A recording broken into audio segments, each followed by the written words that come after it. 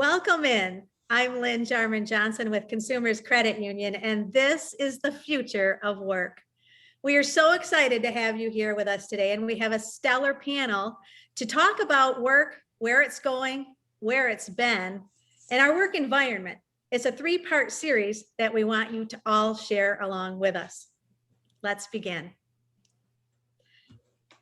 The future of work is all of us. And it is something that we at Consumers Credit Union and the Small Business Association and also Progressive A&E have been working together on to talk about where are we going. Our three-part series is this webinar, and today we start with setting the strategy, planning for the future of work. And then on Thursday, May 13th, we'll talk about the employee experience and empowering people to do their best work. And finally, Thursday, May 20, Power of Place, designing spaces that support the workforce. Now, if you can picture yourself back a few months, how about over a year ago, we never knew that we would be talking today on a Zoom call about the planning for future work. Our panelists today are three stellar individuals who are professionals in their own right. Shawn Premer, she is with Consumers Credit Union, the Chief Human Resources Officer. Brian Calley is the president of the Small Business Association of Michigan, a wonderful partner of ours. And Karen Karetkevich, she is the organizational change and communication consultant for Progressive A&E. That's architectural and engineering. And I'll tell you what, we need that more than ever. We have been all architecting our own environments, haven't we, for quite some time, but it is changing. Let me tell you a quick story. Just recently, Eric Yuan, who is the CEO of Zoom, spoke about a Zoom conference that he had last April. And in it, that day, he had 19 Zoom calls, 19.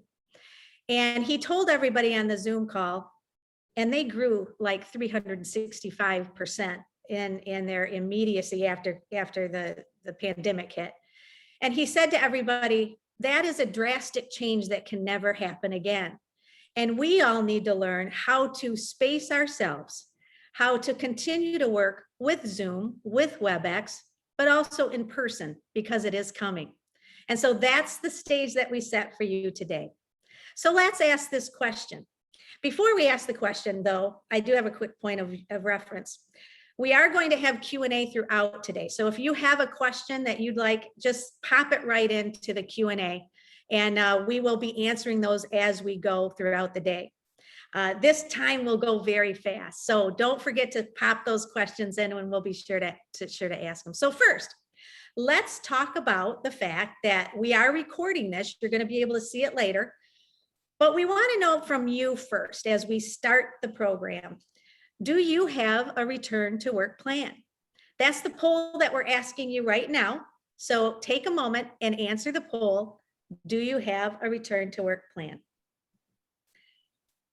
Hasn't it been absolutely interesting, this entire way that we are working right now? I can see Shawn, she is in her office at our corporate. I think Karen, is in her home office. Brian, I believe you're in your office at SBAM, but you can answer that in a moment.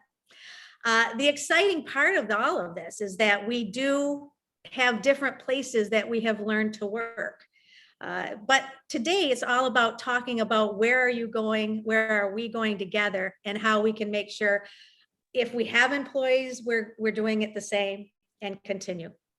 So, this focus, which I think is so exciting, is our panelists are very focused on a lot of different backgrounds: retail, corporate, manufacturing, small business. So if you are an employer or an employee, we have something for you today.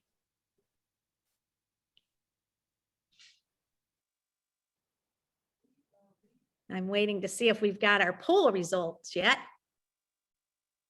And I'm not seeing those, but we'll get to them in a second. So let's get started. Oh, we do. There we are. Already 69% of us that are watching today have a return to work plan.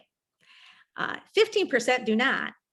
And everybody else, wow, 15% are already back to work. Now, this is really interesting to me because 69% And I'm going to actually kick it off because we're talking about how strategy works. And so because of the 69%, I'm actually going to start first with Sean Premer. Sean, and I'm starting with you as an HR executive.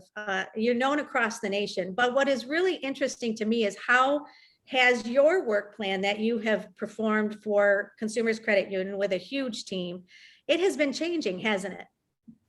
Every single day. So just when I think I have my bearings and I'm ready to present our return to full work plan, something changes. And I'm sure Brian can speak to this even better than I can from the change perspective. But reality is we're constantly monitoring what the day-to-day is.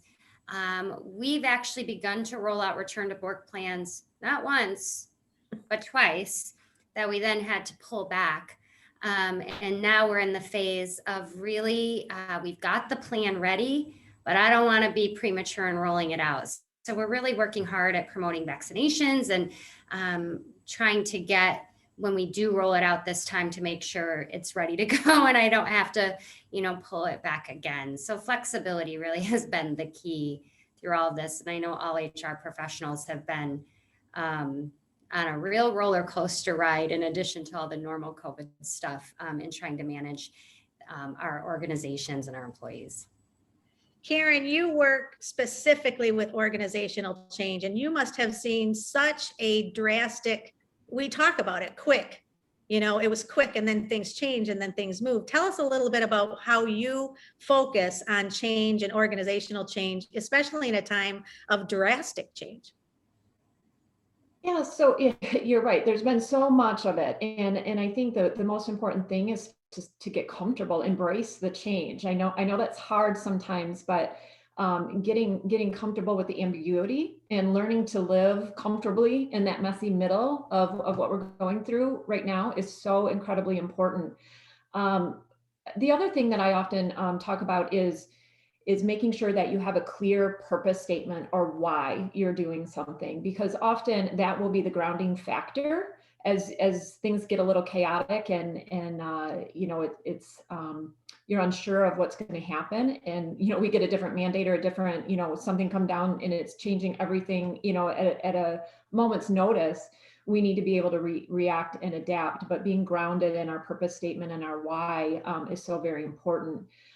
This is a graphic, a visual representation of strategic planning during extreme change. A lot of the elements and components actually are similar to what you would, how you would handle strategic planning anyways.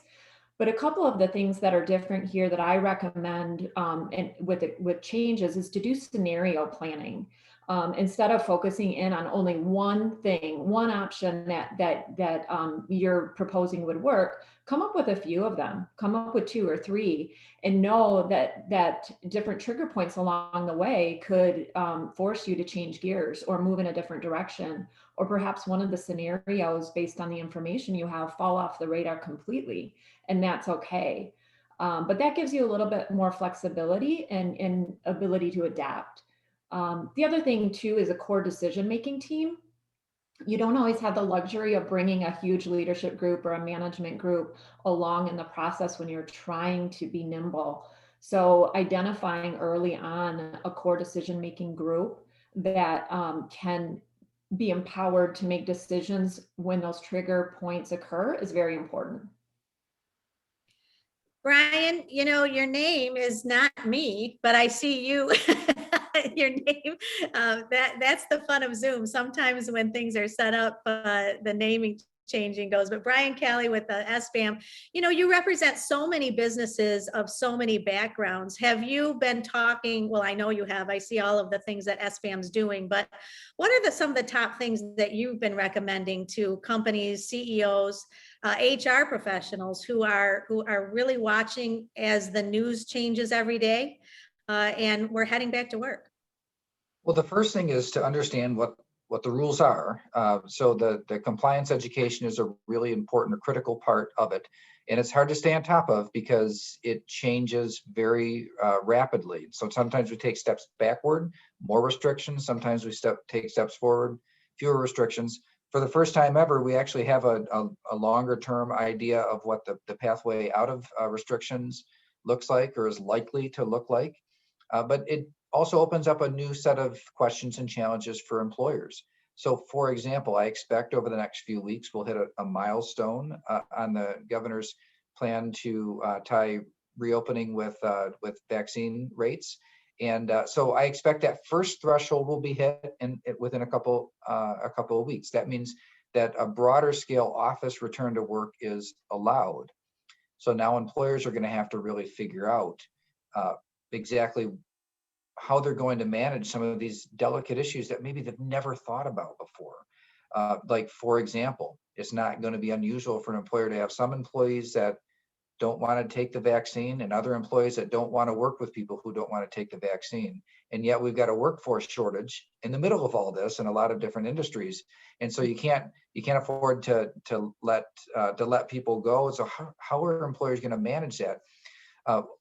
Now, we're an employer as well. The Small Business Association of Michigan, we've got a team of 27 employees.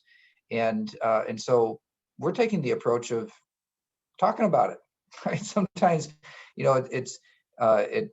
these things can be overcomplicated by trying to answer every single aspect or make all these decisions in a vacuum. But especially for smaller employees or employers with a small number of employees, everybody knows everybody, and it's kind of a family environment, and good communication is important. So starting with just talking about how are you feeling about returning to work, what's important to you about returning to the workplace, and also the question of, does everybody need to return to the workplace anyway? So as we go through this, we've come to the conclusion that it's really going to be a position by position investigation that will take into consideration what preferences are, but the most important thing is, what are the needs of the organization and the members that we serve?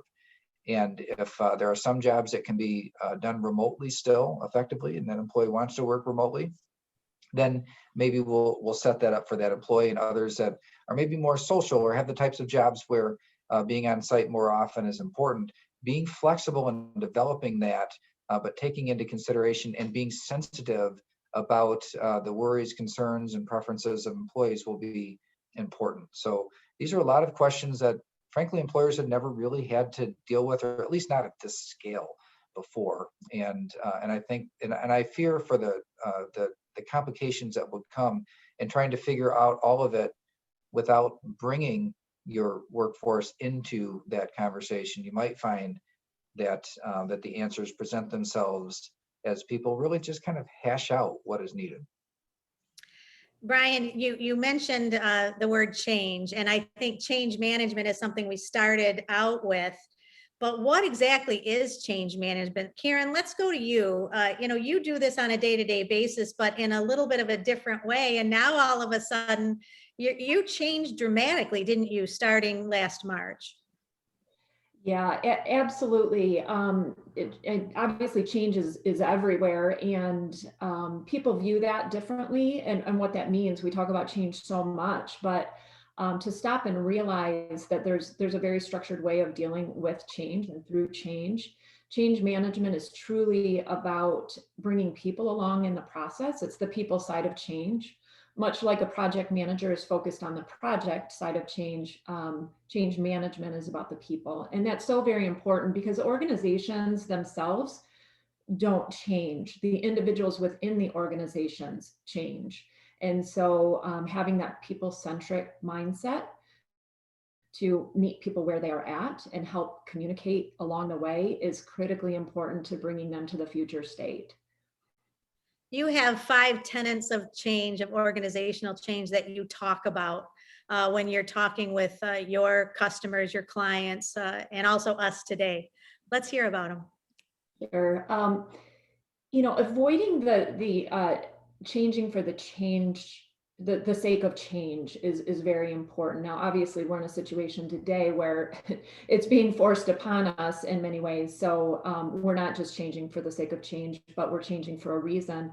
But explaining, why we might be entering a different way of working, and how different positions or different organizations may choose different strategies for their workplace. If you're on site, if you're remote, if it's a hybrid solution, help people understand why those things are, why those reasons are happening for different people. The why is so important. I talk about that a lot, and I already have as far as a clear purpose statement and vision, or where you're going, but the why are you going there? And then, organizational change, as I mentioned, it's individual change. It happens at the people level. So change management is a framework. As I mentioned, there are just so many, I've been learning so much about change management, especially as I became certified in the change management field. And there's so much to it as far as being able to choose the right team and integrate that team together, so that they're working collectively, where you have a executive sponsor, you have a project manager, you have a change management person that's coming alongside in that process. There's so many different organizational assessments, and making sure that you can help your stakeholders along the way, whether it be training or communication strategy, to go from point A to point B and work with a very different level of personnel, depending on what industry you're in and what type of work you're doing. You talk a little bit about the change, and then you mentioned people. And I think one of the things that is scary is the fear of not knowing. The fear of not knowing if you are in a retail environment, how that happens. The fear of not knowing what's going to happen if you go and you're next to somebody who didn't get vaccinated. How is it that you bring everybody in, and where does the transparency come in, Karen? Yeah, that's what's hard. I mean, it is understanding it, again, where are you headed, for your organization specifically in your workplace, what makes the most sense? And, what types of clients are you working with? What type of industry are you in? Are you required to be more out in the public, or are you in a more independent, collaborative, team situation within your office walls, or can you be more remote to where you have more focused time by yourself? So understanding the needs first of the organization and the workers within is very important. And then again, it's not a one size fits all solution. So based on a lot of those influencers and preferences and where you're headed, you need to have a communication strategy and a communications plan that you can clearly articulate those messages and be as transparent as possible, knowing that there's a variety of different solutions and people will be at different places along the way. You do talk about that process of making sure you're pulling people along, preparing, managing, and reinforcing. It sounds to me like and Sean kind of mentioned this, we've had a plan, but then you back up because maybe it's not right because the state changed some of the rules along the way. Is that what you're focusing on, Karen? Absolutely. I mean, it is that embracing the ambiguity. I think the worst thing that we can do is be in denial and say, well, this is just going to go back to normal. There is no normal. There's no going back to normal. So that resistance is, while it happens, there is a resistance to change often, but I think we need to be able to accept where we are today and to be honest with ourselves about where that is, and then look to how do we get to the future, even though it's going to be difficult, that there's going to be, bumps along the way, and that we're going to have to get through some hurdles, but it's constantly reassessing where we are. Like what Sean said, you can plan best case scenario, or maybe going back to scenario planning, there's 2 or 3 different scenarios, but you constantly have to revisit that and start at the beginning again, and be able to adapt as needed. And it's just the reality of where we are today. I know that Sean and many of us have been going to different offices of consumers at our retail offices, specifically to find out what's the feeling, what's the pulse of what's going on with not only our employees, but also our members and our customers. And then it's creating that thought process of what we're hearing and turning it into positive steps to really move forward. And Brian, I'm going to actually go back to you. that positivity is something I think that has happened through this SBAM organization from the beginning. You know, there might have been lots of questions, but it's always been, how do we get there? How do we work together? How do we make sure we're talking? And can we stay proactive in the face of rapid change in information? Yeah, I think that the important point here is to remember you're not alone in it. You know, there are organizations like ours, the Small Business Association of Michigan. There's others as well, that it's our job daily to stay on top of everything that is changing and to help curate it, help decipher and translate, create helpful templates that can be used for compliance purposes, to help you to sift out what's really important, what are the main things here, and what are the things that aren't quite as important. What are the opportunities that exist that we can take advantage of now, that in terms of assistance and programs that are out there. You know, some are long shots and some are sure things. If you know which ones to really go after, that type of information, it, especially in the height of the pandemic, there was so much of it coming out at the same time that we reoriented our entire staff toward just information sifting and translating and just deciding, essentially during that doing that type of curation where it's presented in a way that that made it as digestible as possible to people that are as busy as small business owners are. And then to do so rapidly so that people could get answers quickly. You know, small business owners, their whole life, their whole livelihood is usually wrapped up into a single enterprise, and with that comes great reward, but also great risk. So getting answers, getting them quickly, making sure that you don't miss opportunities is important, but it's difficult to do it on your own. And so finding trusted partners to help elevate the most important information is important. And then in terms of dealing with your team, I think that you know, following your instincts about, you know, something doesn't feel quite right, if you're uneasy about the future, trust your in terms of what your business is and the direction your business is going and how you do it. If you're feeling uneasy about how that's going to fit into a post-pandemic future, I'd encourage you to trust that instinct and to really get in it. What is it about the direction and the change? Some things are kind of obvious, right? We know that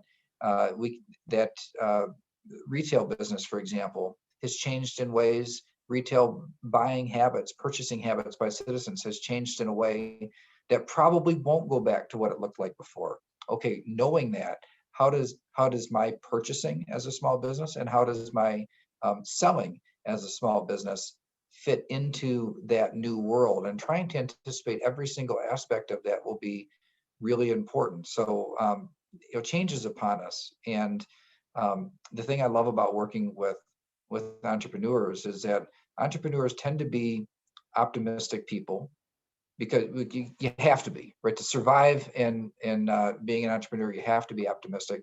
But finding your way to that new opportunity or where your new place is, I think that's a natural inclination of entrepreneurs. It's just that you know, sometimes we look at it like we've got this new thing, the pandemic, and therefore are my instincts all wrong? Probably not.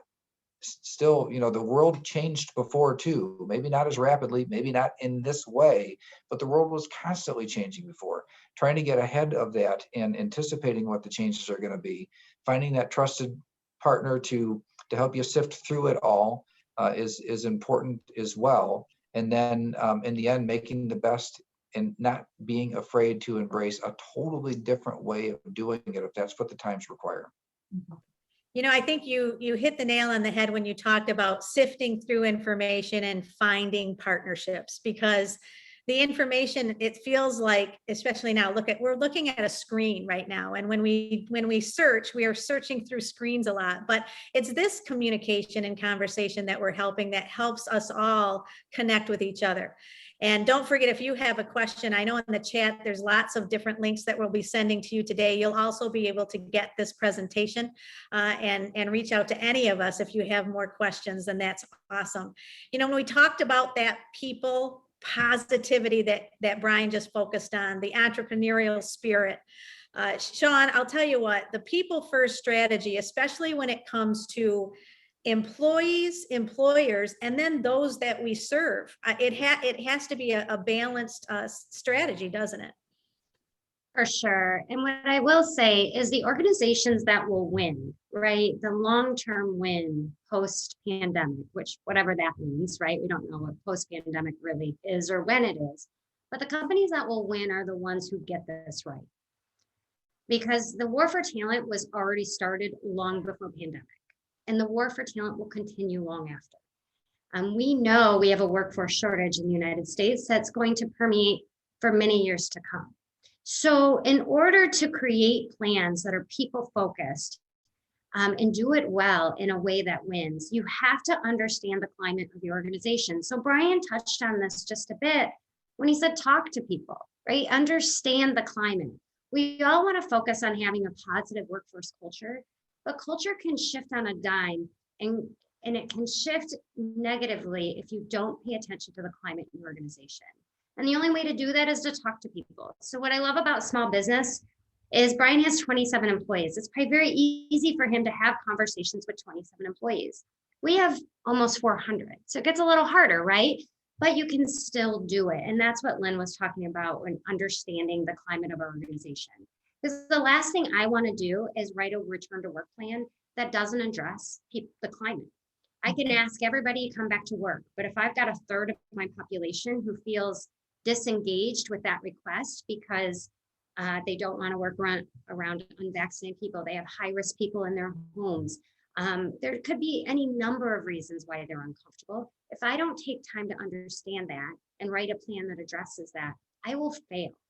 And because there's a war on talent, those people will go elsewhere.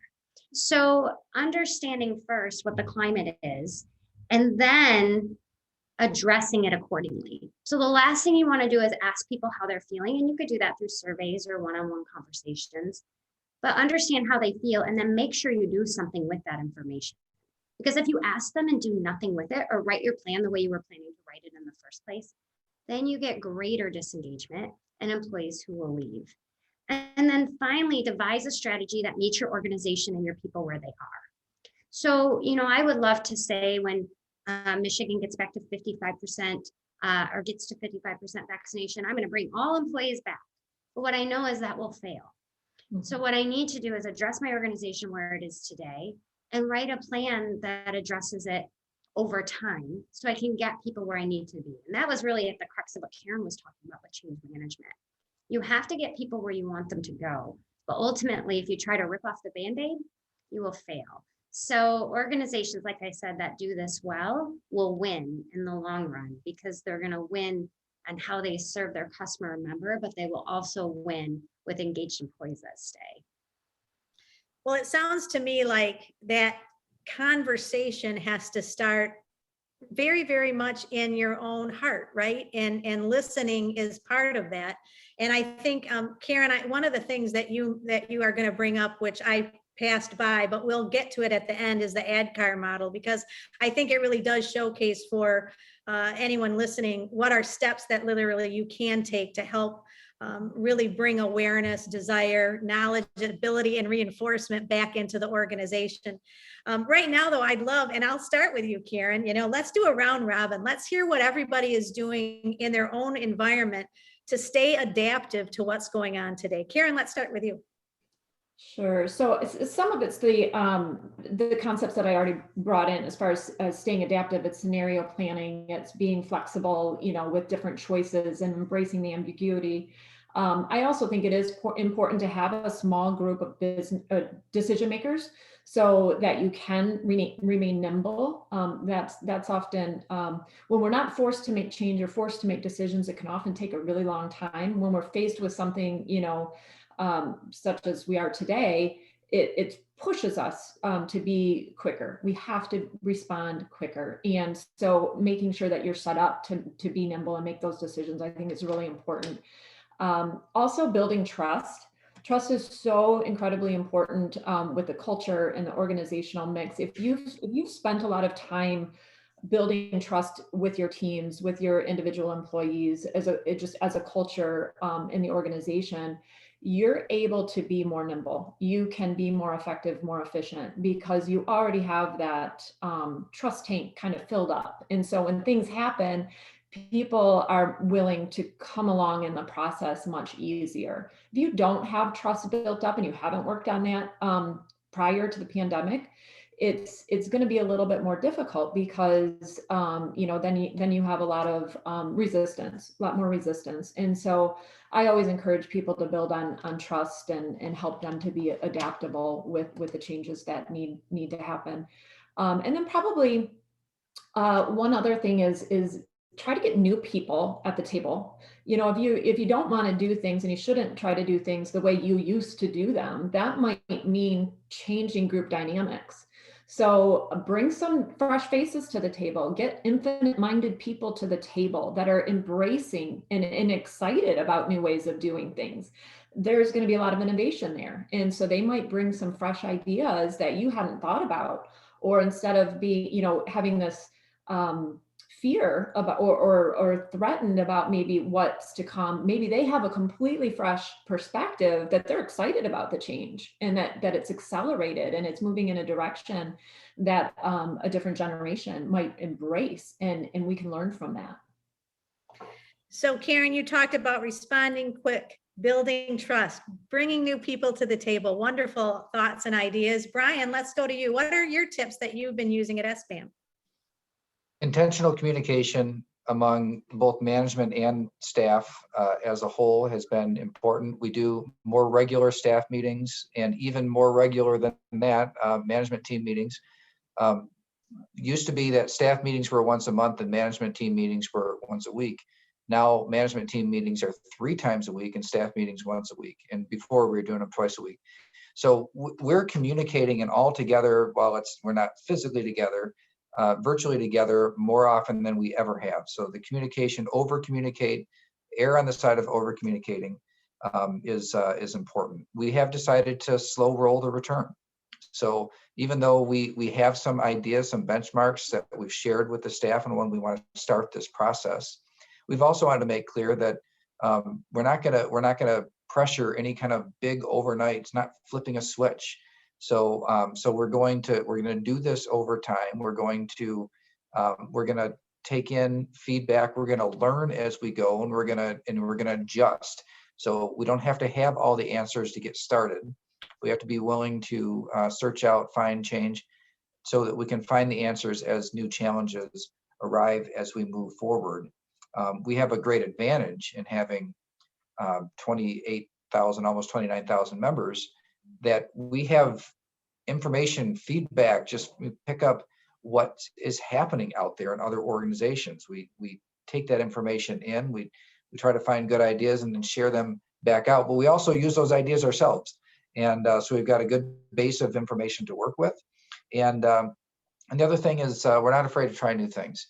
We've tried some new things that have been big successes in the way that we talk to and communicate and provide services to our members. We've had a few things that we've tried new that kind of flopped, and it's no big deal. Like the things that didn't work out as well, okay, we're not going to do it that way anymore. We're going to try a different way. But the idea of being willing to try new things, and some of those new things aren't going to work quite like you thought that they were going to, but that's just part of that innovation. We're doing a lot of things these days for the first time, and it's not a requirement that they're a guaranteed success on the front end. And we've found our way to good practices that before, frankly, some things that I'm a little surprised at how important they became. When we first began with our small business briefings, where Rob Fowler and I, the CEO, and I would do these briefings, used to be daily, we wondered, would we have enough material? Would people tune in on Facebook Live to watch us every day talk about what the changes were from the previous day or for the previous week?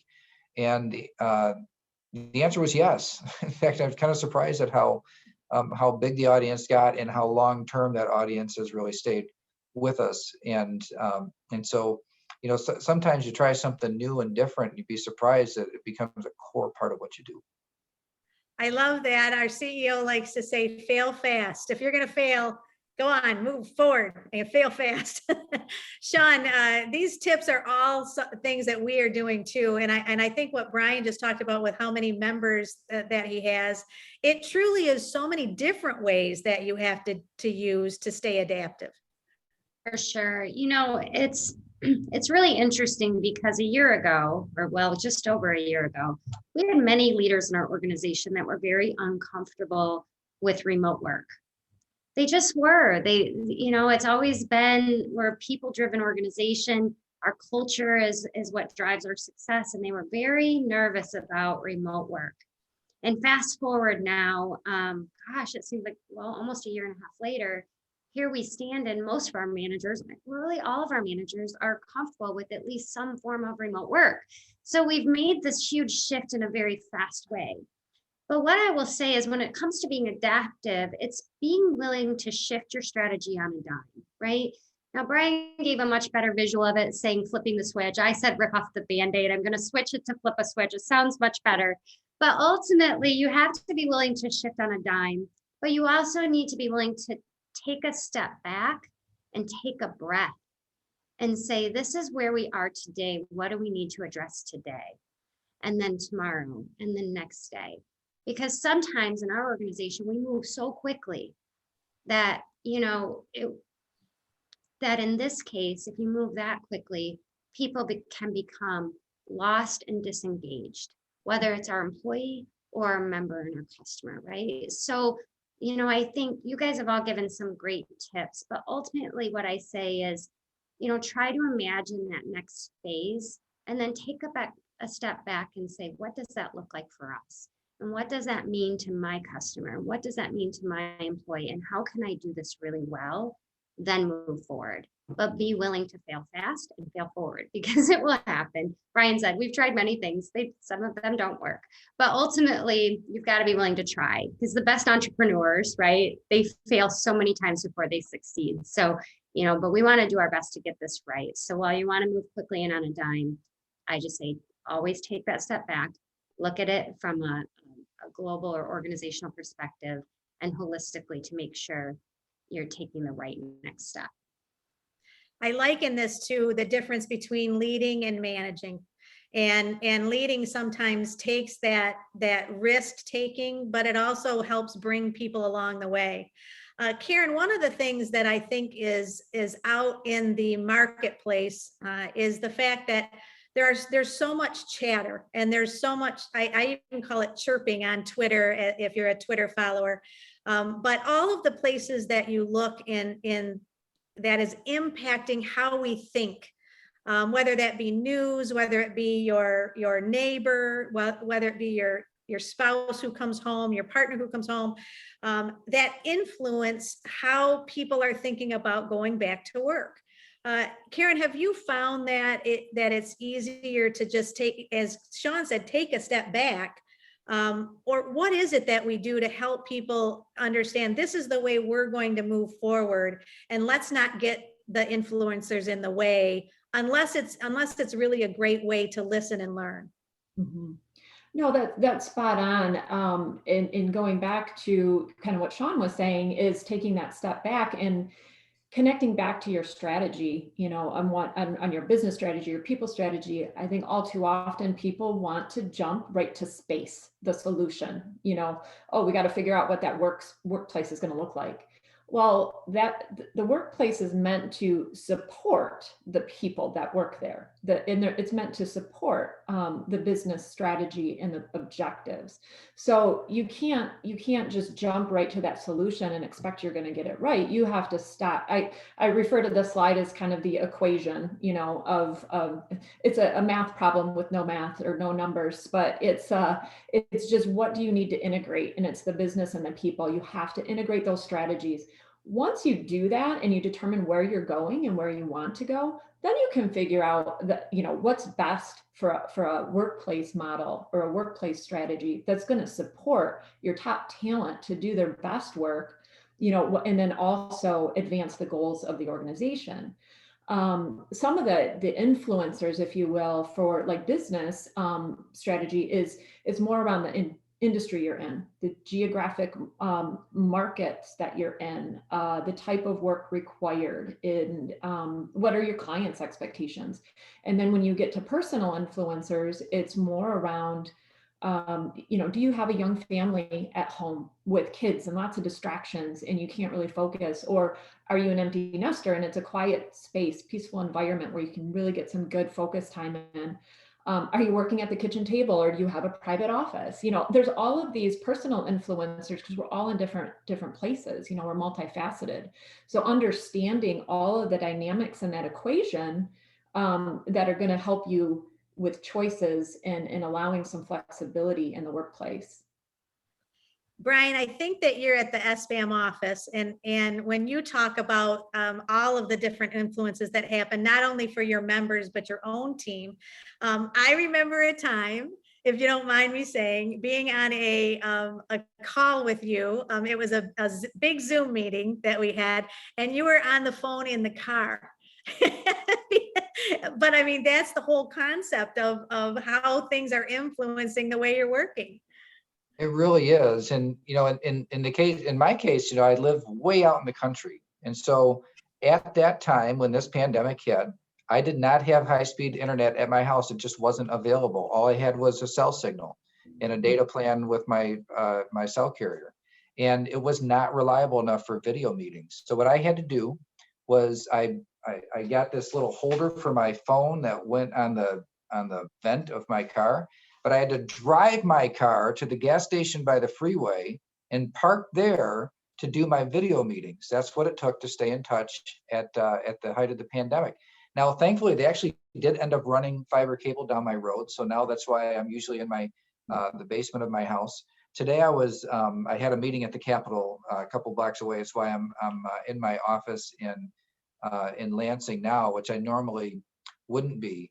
But you get a sense for, there are a lot of different facts and circumstances that people have to contend with. I have kids at home as well. So when the schools were closed, thankfully, my kid's school district, Portland Public Schools, has been in since the fall. But before, it was, managing kids and work all at the same time. And I know most people's kids are perfectly well behaved. Mine really aren't. They're noisy, and then I have a dog too, and so there's there's all of these challenges that people face, and the thing is, like, life has evolved to accommodate that, and I think that that employers are all going to have to recognize that people's personal lives have evolved in a certain way, and now when you take that adult and put them back in the workplace, it affects a whole bunch of things that maybe a year ago it didn't affect because things settled in a way. And I think if I'd have known that that this was going to be a year in and we'd still be working mostly remotely, SBAM is 90% remote work still. If I'd have known that this pandemic would have called for that, or the rules would have required that, I think that we probably would have moved faster on things to accommodate more of a permanent situation at home, as opposed to this kind of learning along the way. Okay, well, so if it's going to be months, I guess we better make some IT changes. Now we got to worry about cybersecurity in people's homes, whereas it was never a thing. The equipment stayed at the office, and so there are a lot of different things that we have to think about, and that we had to think about to transition to remote. Now, as we think about, okay, what is going to transition back into the office, once we make some of those determinations on what that future looks like, I think we have to continue to be sensitive to and intentional about understanding what that disrupts now in the home place and for our employees. So I know from my personal circumstances that there are a ton of factors, but everybody's different, and other people are going to have a whole different set of issues to deal with. Maybe not having kids at home make it easier to work at home, but it also, that means that for that employee, the workplace is where they get their social engagement. The workplace is where they, getting back into the workplace is a social event for some people, whereas for others, it's I need peace and quiet from the social things that I live in the rest of my life. And I actually got to get some work done here. So I only bring those examples up to underscore that there's not going to be a single answer. You know, the needs of the employees are going to be so dramatically different one from another. And so there's not a shortcut, right? And so we just have to figure it out step by step. It starts with good communication. So over communicate. If there's one thing, if one message I think to take out of this is err on the side of over communicating. Don't be afraid to have conversations either. You might as well know. There might be some questions you're afraid to ask, or you're afraid of what the answers might be. But that doesn't change the fact that you're going to have to deal with a lot of issues that maybe you haven't had to deal with before. Sean, when you work with 400 people, you know, Brian just mentioned, you know, where people work and how they work. I don't have kids, and my husband can't work with me. I'm too loud. And so he was like trying to figure out, where am I going to work? Because you're too loud, Lynn.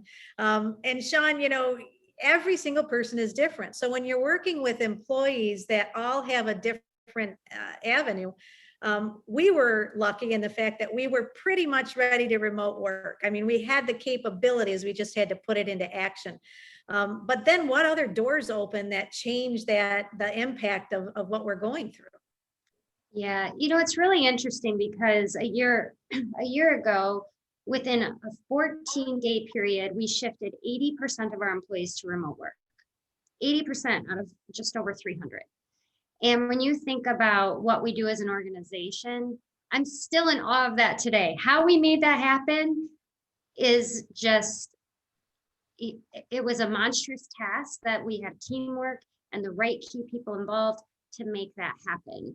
And we had to be able to shift people to working in things they never did before, because we shut down 23 retail offices except for appointment only. So you only need 1 or 2 in a retail office. And so we had people working on PPP loans, which we did this record number of PPP loans. So people who have never worked on business services all of a sudden are doing PPP loans, or they're serving our member through our technology of Teller Plus in a way they've never served a member before. So you shift all of these individuals to remote work. And I'll tell you, as I look long term, and now we've cycled some of those employees back to work, but a large number are still working remote. I think the biggest influencer that I'm seeing right now is mental health. You know, we have isolated people to a point where we have a mental health challenge and crisis happening with employees.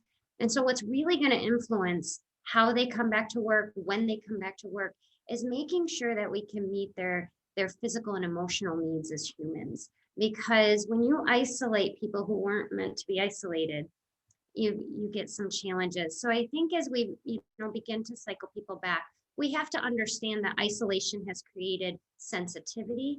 Isolation has created disengagement and sadness in people. And so as we begin to bring those people back, we need to understand that and make sure we address it accordingly in our workplaces. So I think like workplace well-being, whether you're a small business, large business, in the future of work is, I think it's a non-negotiable for long-term success. And so, you know, if you don't have a well-being program, or you're not asking employees about their well-being today, I think you need to be intentional about doing that. And I've never seen it like I've seen it today, and I've been doing what I do for 28 years. So it's it's really challenging, and especially in that Generation Y and millennial population, there's some mental health challenges that I've never seen in the workplace before. So it's really being, as you begin to bring people back, being aware of that and being open to talking about it as an organization. That's part of that communication that Brian's been talking about so much. Well, and really it brings it back to what Brian just talked about, over communicating to those and listening and not being afraid to ask some serious questions. I think the younger generation is open to listening and answering those questions, where I think the older generation sometimes was like, well, that's not anything we're going to ever talk about. And so in that communication strategy, how Sean, are you looking at that? We're going to ask everybody this question. What is that communication plan that you might have that also includes the fear, the mental component that you just talked about, and also just I don't even know how to do some technology. There's still that in the workplace. Yeah, for us, it's communicating in every way, in any way possible. So, we bring all employees together on a call, like Brian said. So we'll do a WebEx. We will post it on our intranet. We will email it. We will text it, right? We get it to employees in any method we can, because not everybody receives communication the same way. So, one employee might be able to read it and absorb it. Another employee has to hear it to absorb it. And so I think communicating in any way, any venue you have available to you in your organization is the way to do it. Don't just send an email and expect that people have learned and absorbed it, because a large number of your population doesn't absorb it or even read it, for that matter. I'd like to believe that every employee really reads every email I send, but I know that is not the case. And I know my employees like me, so it's not that they don't like me. It's just that that's not their main means of receiving communication. So it's not personal when they don't. It's just, they're busy and they've got things on their plate, and email isn't top of mind for them. So communicate in every way possible. But the best thing you can do is make eye contact. Make eye contact with your team and talk to them about what's happening and how they feel about what's happening. And if eye contact can't happen in person, make eye contact through Zoom the very best way that you can. Because it's always better, because when you're in front of somebody, you can see their expressions, you can see their body language to know how they're reacting to the information. Over the phone, you can't see that, right? You can't see how they're reacting to understand, do they really absorb it? Do they really understand it? And how they feel about it. So, every way you can, and eye contact. Karen, let's hop to you. What is it that you're doing with Progressive A&E to make sure that communicating is above and beyond? So yeah, it's communicate early and often, and use it, just like Sean was saying, use every possible way that you have available. And, remember that it's not just a communication, or it's not a telling plan. You're not just telling people something or what to do or whatever. It's a communications plan. And that means it's a two-way street too. And what is that feedback loop, and how can we listen better? So, making sure, one of the other things too is make sure you get a communications person to the table early on. If you don't have one, find one. It's so important. They listen to things in a very different way, and they can help synthesize complicated messages or different strategies in a way that's meaningful, it's clear, it can be translated to a wide variety of receivers, and every step of the way. So I think making sure that they're at the table to help you with this communications process, because it is complicated and there's a lot to it. It's a full-time job. So, one of the other things that I recommend too is making sure that everybody's reading from the same script. And just from the fact that words matter. So it's how you say things, and maybe the way that you can help people clarify some of the messages. Of course, you want it to be authentic, and you want people to deliver it in a very authentic way, but help them with that. Help your teams be able to synthesize that message and give them some speaking points that make their lives a little bit easier as well. So very important, especially for those who are front facing, meaning, they're talking with your own customers that you have, so that that you're all on the same page with what the plan is for the services that you provide. Brian, you mentioned over communication. One of the things that Sean just said that kind of got me paused to thinking is that sometimes you take it personal, don't you? Like you send out all of this information and then you find out someone doesn't know about something, but it's truly the time to not take it personal, isn't it?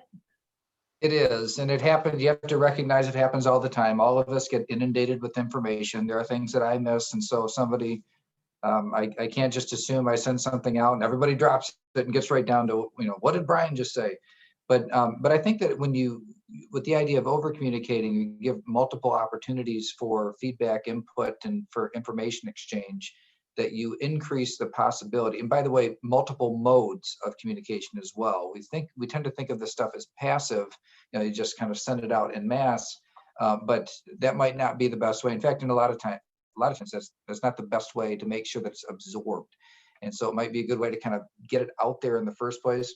But I wanted to talk about the purpose too of this communication is that you want ownership and decisions. And so the more that you can take input and really and ask questions, you might just get the right answer, by the way. It's not just about building the culture. Sometimes it's about finding the right answer.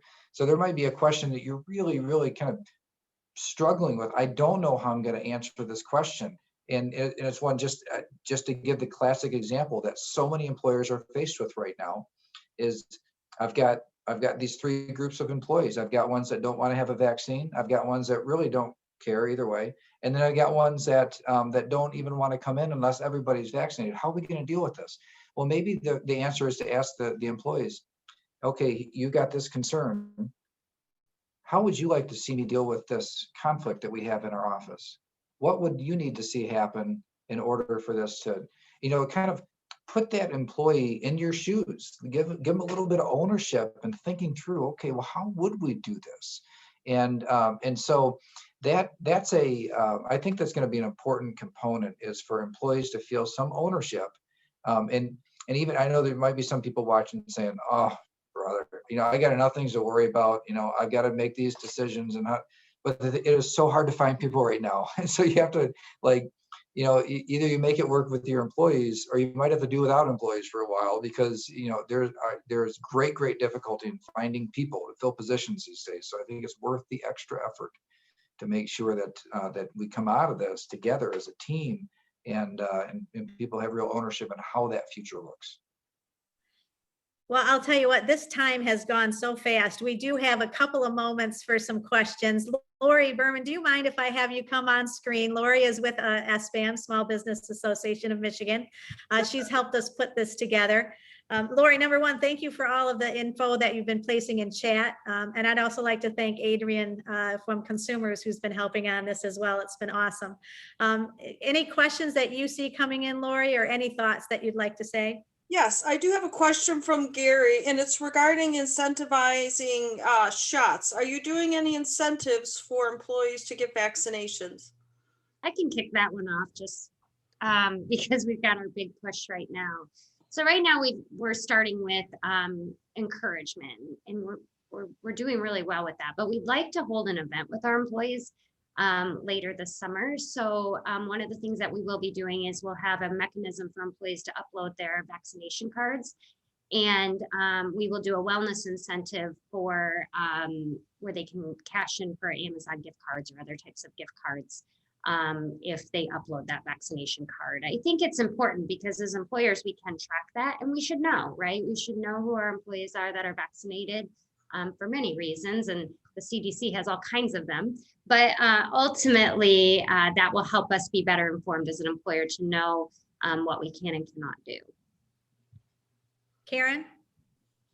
Yeah, it's same. It's encouragement right now. There's no set necessarily policy or incentive in place, although we continue to evaluate that and look at that, but pretty consistent with Sean.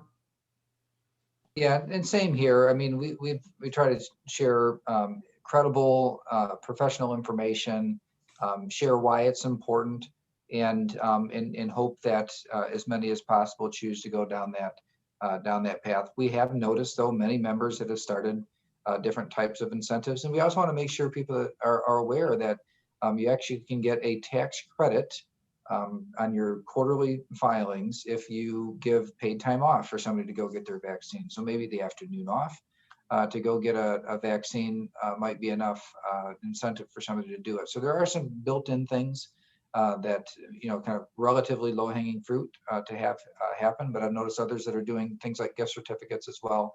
So a lot of good ideas out there, but I think that really is going to come down to information and people getting comfortable that they understand why it's important, that it is safe, that it is effective, and it's our pathway out of this pandemic.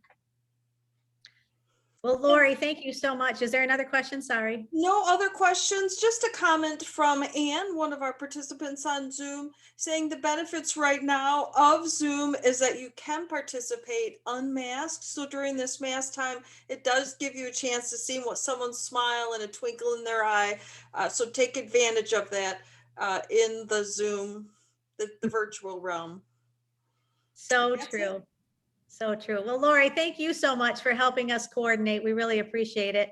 And Karen, thank you. I know that we didn't get to the ADKAR model. So if anybody has any questions and you want information from Karen, you can get that right here on the screen, Future of Work Progressive AE.com. And then also we've got the information for SBAM and Consumers Credit Union. We cannot thank you enough. This was a delightful conversation. We've had some really great comments that you enjoyed it too. So we really appreciate your time. Our next series is next week. And Brian, you're coming back. So thank you so much for that. We also have Jeff Visser, who is my colleague, Chief Sales Officer at Consumers Credit Union. And I'll tell you what, talking about the employer experience and what has happened with employees is a very fun conversation to have. I like the empowerment component of this to have people do their best work. And then also Marion Van Slyker is coming with Progressive, and she's going to talk about also that development and experience that we have to have in our own workplaces. So thank you so much for coming and joining us today. You can register next week. Either head to consumerscu.org or the Small Business Association of Michigan. Share with your friends. Thanks, everybody. Have a wonderful day.